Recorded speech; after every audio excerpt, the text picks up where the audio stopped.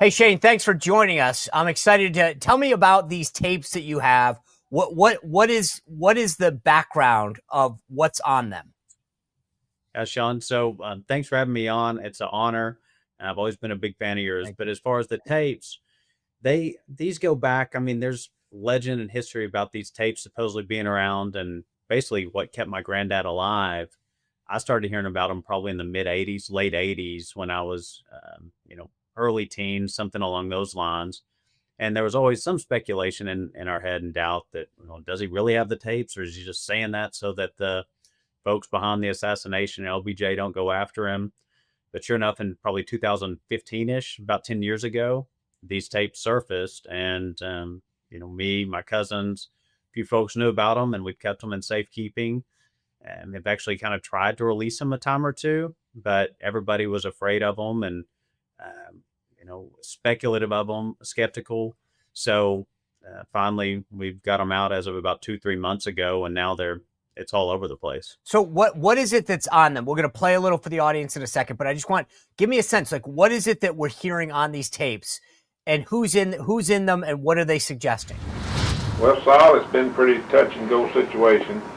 Lyndon and I have had quite a few unpleasant words here lately over the deal with that he hired Mike Wallace to assassinate the president. It's been hectic in every way, but we've lived through it this far, and I guess we'll continue to do so. Lyndon should have never issued that order to Mike, but we've had our differences, and I'm a true blue to Lyndon, as I've always been, and tried to carry out every order that he'd ever given me. But this is one I'll probably never be able to forget. All right, so you'll hear, a couple of voices, and it's just old West Texas dialect as far as how they're talking. One of them, the guy that starts out, is my granddad, Billy Saul Estes. And, most of the stuff you can look up if somebody wants to follow along with Sean's program and, do your own research, pull it up in Chat GPT, Grok, online. Billy Saul Estes, one of the biggest funders, donors to LBJ, and I think was tied in with kickbacks, pay for play with him. That's my granddad. And then Clifton Carter. He was LBJ's right-hand man, his bag man, going way back into the 40s.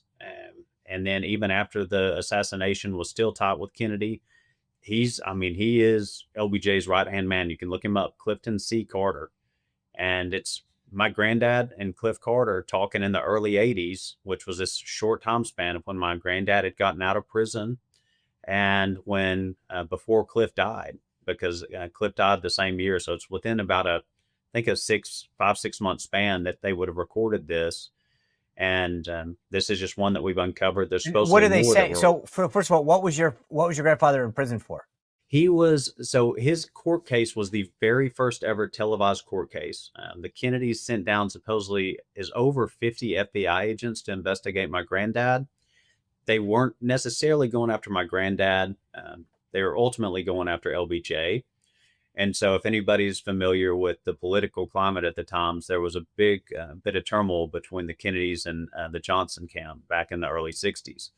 So they were ultimately trying to root him out. They knew that he was up to nefarious activity, and they were working on really potentially a PR campaign to get him off of the ticket with them.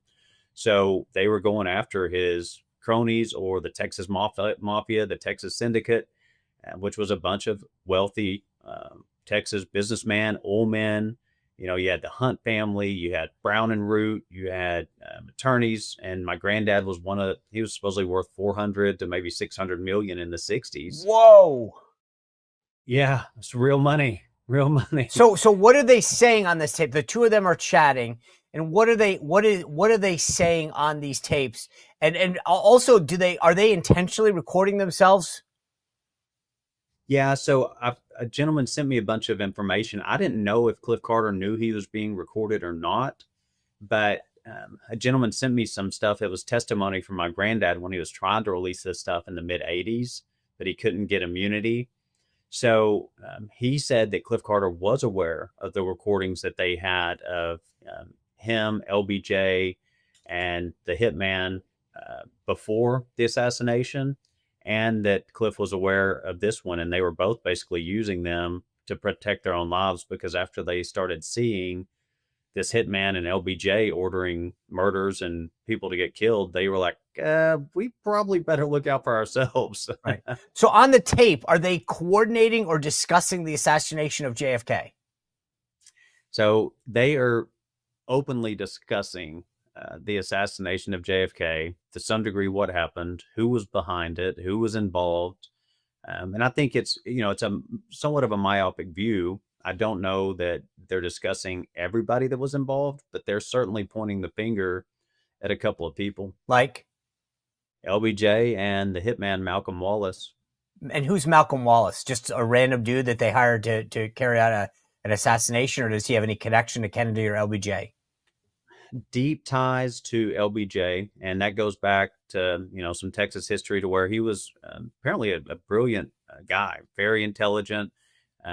Was over, I believe, the student body at University of Texas, and then somehow or another, I've heard it was either a love triangle, as what supposedly happened with Josepha Johnson, which was LBJ's sister, and a golf pro, I believe, or tennis pro, Doug Kinzer. And Mac walked in, I think, into a country club and smoked him. I mean, he outright murdered Doug Kinzer. And that's public record. There was an open trial in Texas about it. And he was sentenced to 5 years, which seems very light. And then he never served any time. LBJ got him off of all of that. And he was LBJ's guy from then on out. The real story supposedly is the reason he killed him is he was dating Josepha, and he was trying to blackmail LBJ, and LBJ wasn't having it. Has anyone from the government, in light of all this talk about the JFK files and since whenever you came into possession of them, has anyone ever come to you and said, can we hear them? Can we listen to them? Can we take possession of them? No, it's been, has anyone from Congress? I mean, like all these people who now are investigating this, no one's contacted you? I am in touch with, I think it's Anna Paulina Luna. Right. Yeah. I was going to ask, from Florida. Yeah. I reached out to her executive assistant, or one of her staff members. I was connected with them. I don't know that I've heard back, but oddly, I mean, not a lot different than the Warren Commission, where, there were 22 police officers that heard gunfire from the grassy knoll. Those people aren't interviewed. And so I think there's still a real intent to suppress the truth.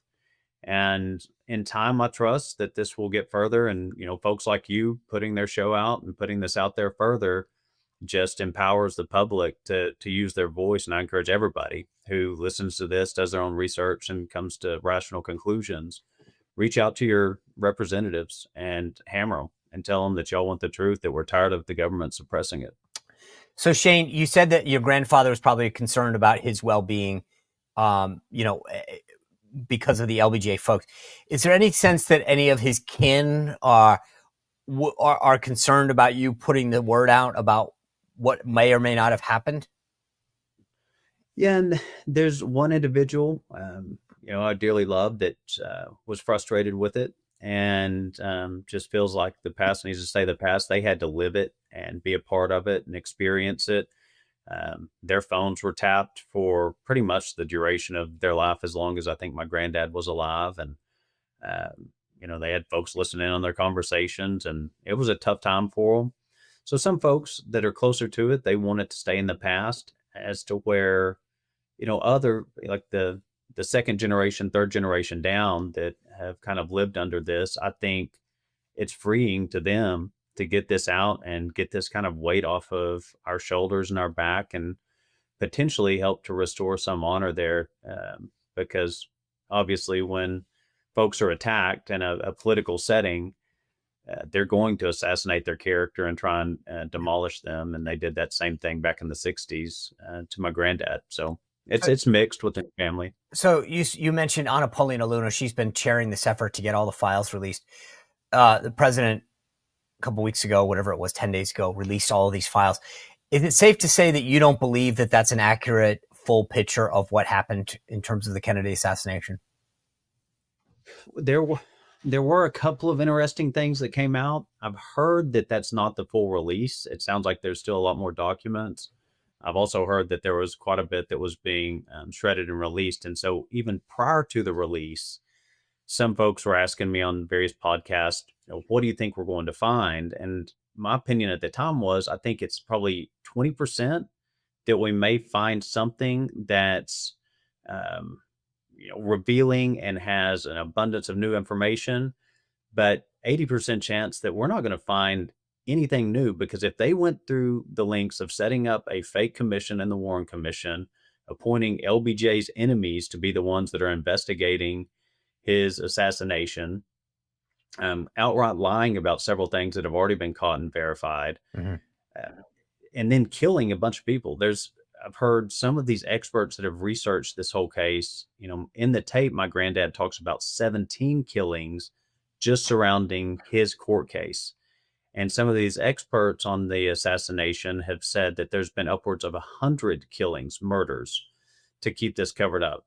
So you don't go around killing 100 people and creating fake commissions to leave a smoking gun sitting within boxes inside of an agency.